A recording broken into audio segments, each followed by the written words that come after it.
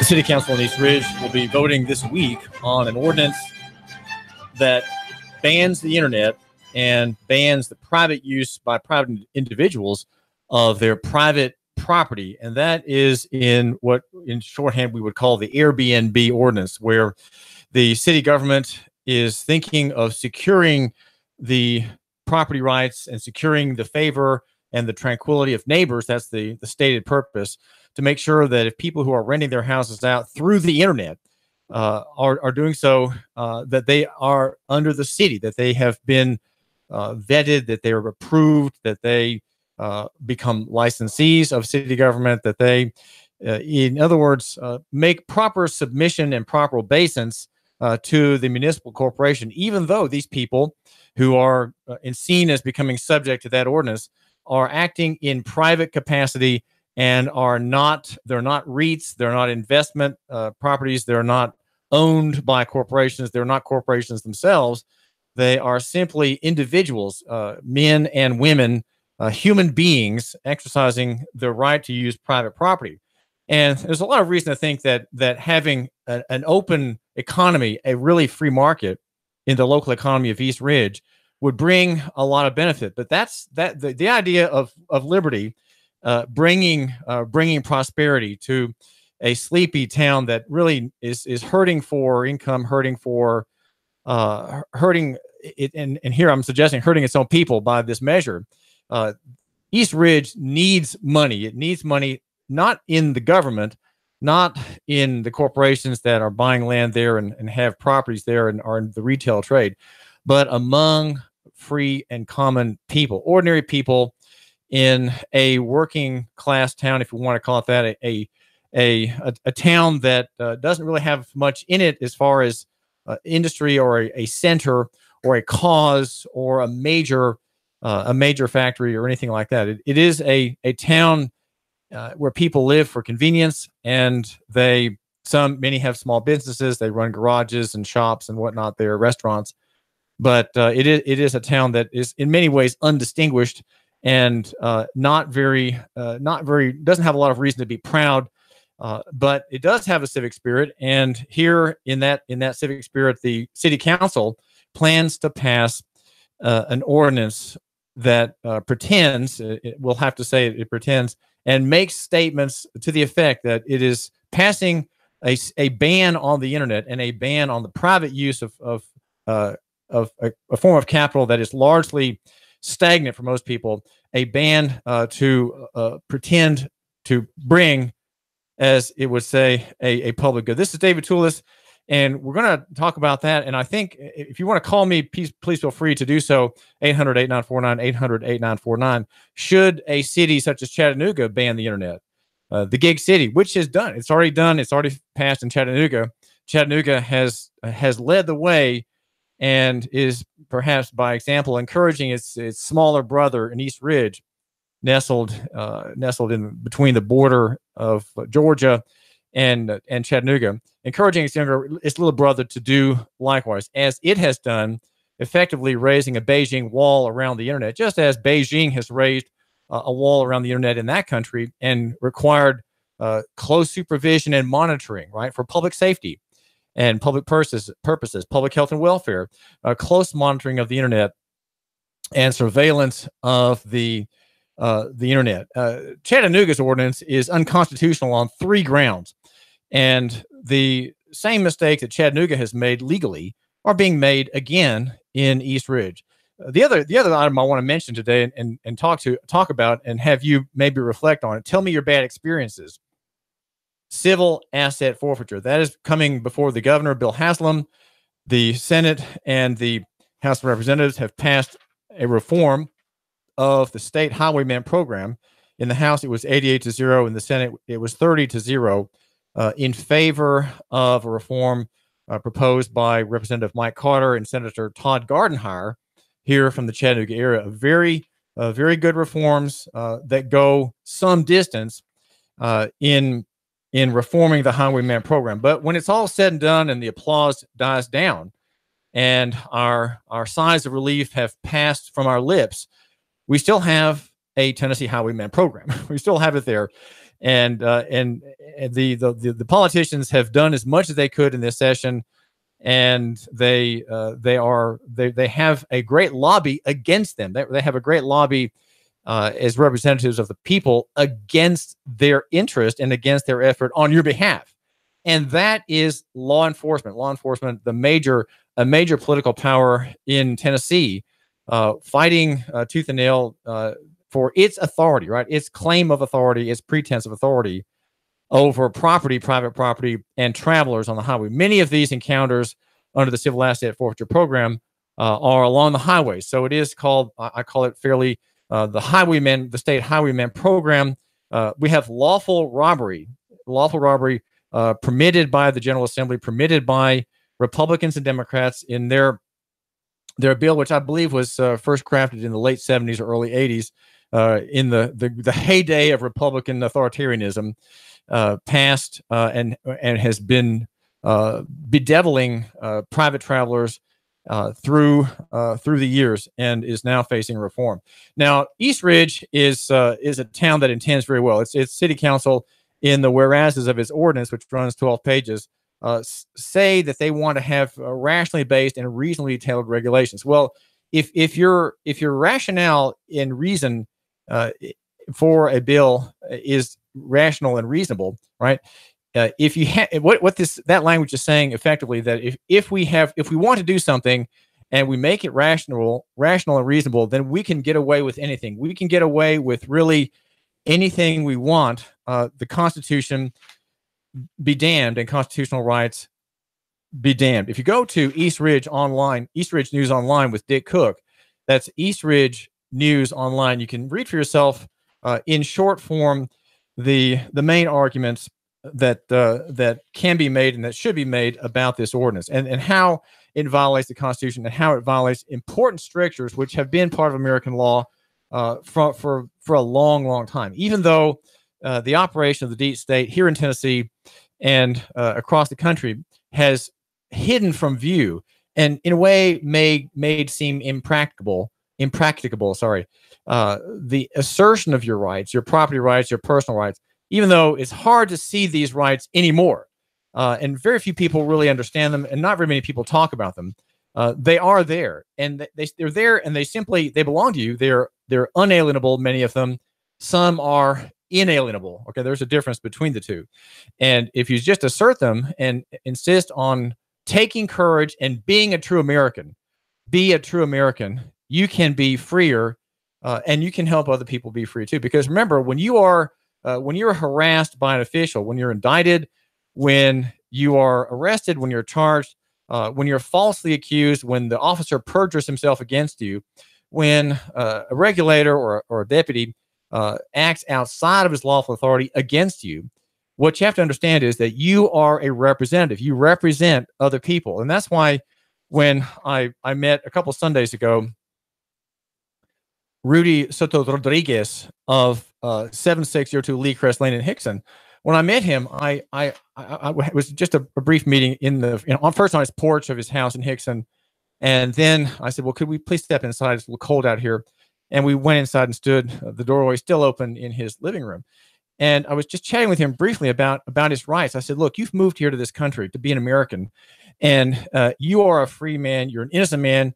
You've done nothing wrong. And yet this man, Rudy Soto Rodriguez, is accused. He's accused of a crime by the sheriff's deputies in Hamilton County, and at some point by Neil Pinkston and his prosecutorial staff. They're going to prosecute this man who's done absolutely nothing wrong, committed no crime, and yet he's been dragged before the magistrate and forced to surrender. And I don't know the details about posting bond and so on, but he's accused of a crime of traveling, and the accusation is that he was driving.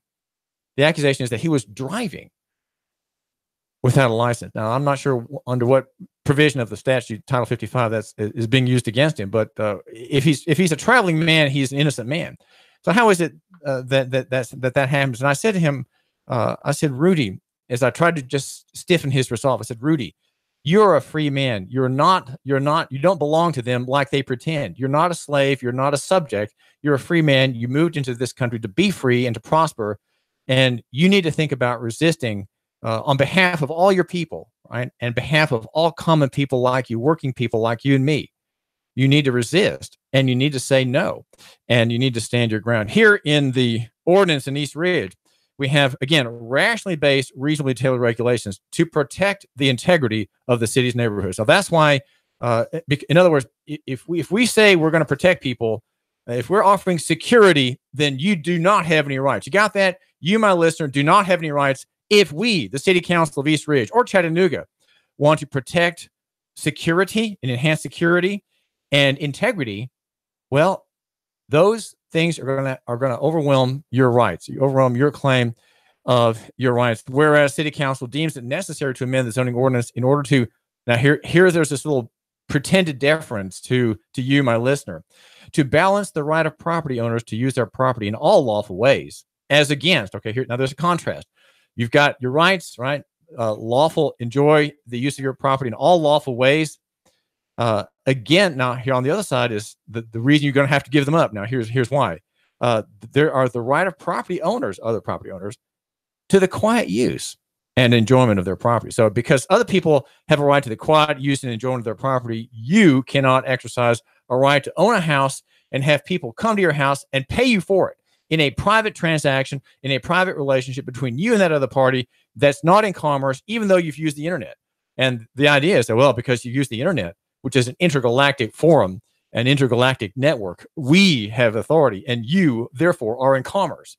You touch the internet, you're in commerce, and therefore we have the authority to regulate. That is a pretended claim. And I'd say that is part of the, if you had to nail down the city of East Ridge and all its parts, that would be something that comes up. Well, these people are in commerce, right? Did they not use a telephone line to cross the state line? Is that not in federal jurisdiction? Doesn't that mean that you've got interstate commerce subject to the federal authority, and by downflow, perhaps by some kind of legal downflow, we have authority too over that interaction, that exchange of money for services? Do we not have that authority?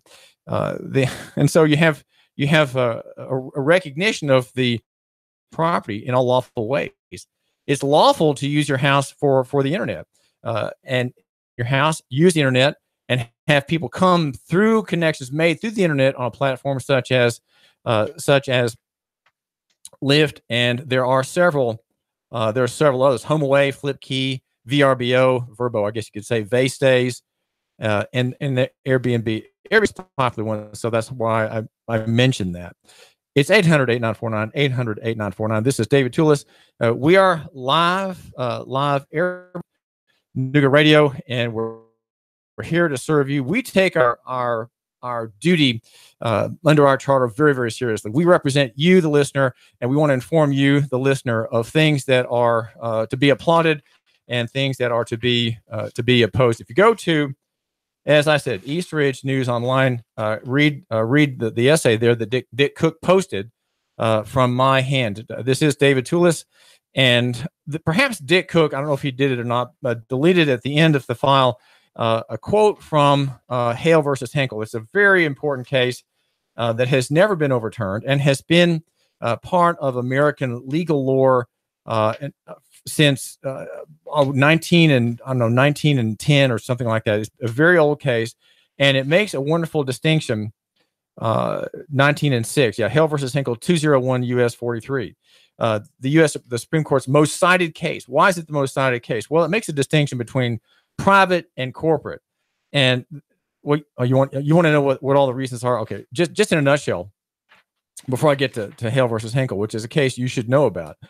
Why is this ordinance unconstitutional? Well, number one, it makes the same mistake that Chattanooga's does, but that's just a footnote. Okay, the Chattanooga ordinance that our conservative city council members voted for.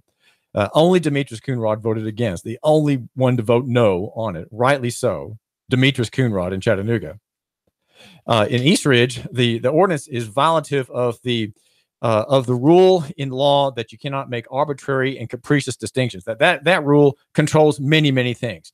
If it's arbitrary and capricious, it's out. Okay, and here in East Ridge, you have some zoned people can have Airbnb, and other zoned people can't. Okay, some homeowners and taxpayers who live in areas zoned R1, R2-1, and RZ1 are barred. Okay, if you have a house in any of those zones, you are prohibited from engaging in growth. And so between you and your neighbor, there may be a line on a map, and that line on the zoning map is what's unconstitutional, because you can't have your house out for Airbnb, but your neighbor can. Okay, he can, and you can't, and yet there's no distinction between you legally. So that there's an arbitrary and capricious rule that's being violated in this rule in East Ridge.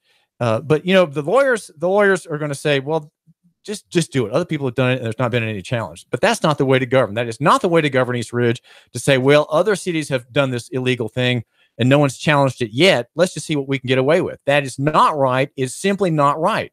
And if the members of the city council and Mayor Brent Lambert should understand that this is simply wrong and shouldn't have. Okay, so one is capricious, arbitrary, and capricious. Number two is that it violates the $50 fine rule by pretending that if you are in violation for, let's say, 2 days, you're fined $100. Now, the $50 fine rule says that municipal corporation can fine a person for an offense $50 max, period.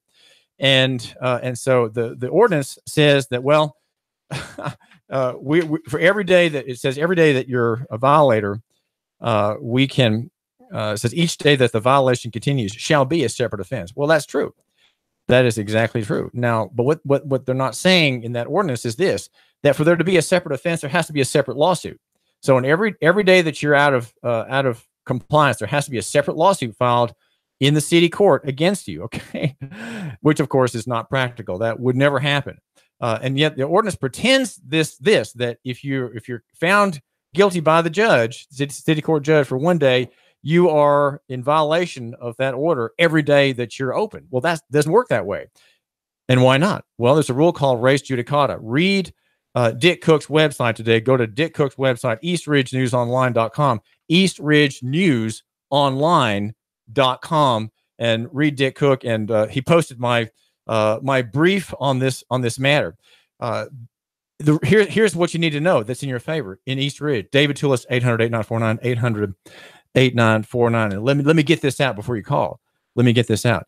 If you are going to ignore this ordinance and not get the permit, not go through the inspections and so on, the most that can happen to you is $50, period, unless the city wants to file a separate lawsuit under the doctrine of res judicata every day.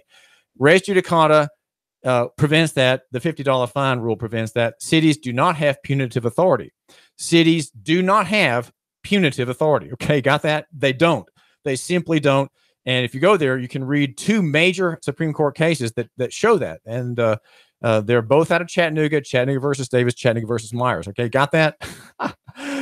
My time is running out. That's why I'm speaking very quickly, to get it out to you, my listeners, so you'll know if you live in East Ridge or you live in Chattanooga, you have a constitutional right to use your house. And I think you have the internet, and you can easily go to eastridgenewsonline.com, but you're thinking you're busy and you're listening to the radio because you want it all right here. You want everything right here, everything you need to know with David Toulis. And if you give me just 5 minutes of your time, you can know it all. You can know it all. And Bowtie will fill you in. Bowtie, David Toulis at 92.7 FM and 95.3 FM HD4, high definition TV4, the CBS radio affiliate, and Sean Hannity with Russ and Val every morning at 6 o'clock. Live news, twaddle-free news. David Toulis here on the Twaddle-Free David Toulis Show, where we go into the deep state in Tennessee. Now, okay, how many was that? Was that 2 or was that 3? All right, arbitrary and capricious, the $50 fine rule. Oh, yeah, okay. And then the other point that you need to know about prosperity is that private people can make their livings privately if they're not getting any benefit from the state. If you're a private homeowner, you have a stagnant asset.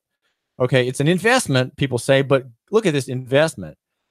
It usually loses value. It doesn't generate income. And if there is a gain in the value, it's often just nominal. It's often just because we have inflation of between 1 and 3 or 4 or 5% per year. And so the dollar value, when the property is assessed or you sell it, goes up. It's really not a real gain because the gain is just inflation. That's not a real gain in value. There's a real gain in value if there's increase in demand in your area and prices are going up because of demand, not because of inflation. okay, not because of financial tinkering, but because of real demand. Then a gain is a real gain, but you pay a tax on the profit in either way. So I don't think there's really a great deal of valuation gain in East Ridge. So you can create an income flow, if maybe not an income, but you can create some gross receipts from your house, a stagnant asset, by taking part in the digital economy. Yes, take part in the digital economy. And East Ridge, which has this ordinance, which is simply a defense of a legacy system called zoning, right? It's a defense of zoning. It wants to maintain the pretense that it has this authority through zoning. Will now pass another one over you. Pass another one over you, my listener. David Toulis, the number is 800-8949, 800-89. Call me if you've had a civil asset forfeiture story. I'd love to hear from you. David Toulis, Nooga Radio. 3, 2, 1.